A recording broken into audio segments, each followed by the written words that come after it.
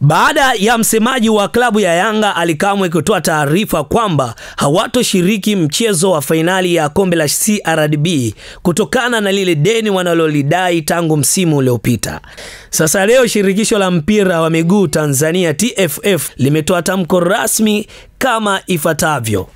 Taarifa kwa umma. Tunapenda kuthibitisha umma kuwa benki ya CRDB ndio mdhamini mkuu wa mashindano ya kombe la shirikisho la TFF na inatekeleza ipasavyo majukumu yake kimkataba.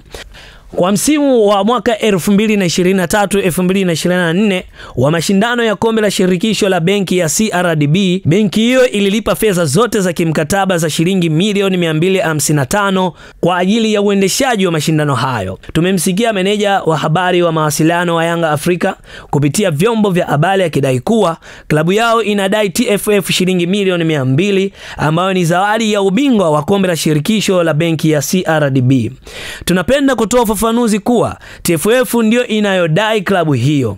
Yanga Afrika iliomba barua ya fedha zao za zawadi katika mashindano mbalimbali zikatwe kulipia malipo wanayotakiwa kulipa kwa TFF ikiwemo ada za wachezaji wa kigeni. Hivyo ili kutoendelea kusababisha sitofahamu kwa umma, tumeiandikia barua Yanga Afrika kutuma kwetu mtaalamu wao wa fedha kesho saa 4 asubuhi kwa hakiki deni la klabu hiyo akiwa na vielelezo vyote katika ofisi za TFF.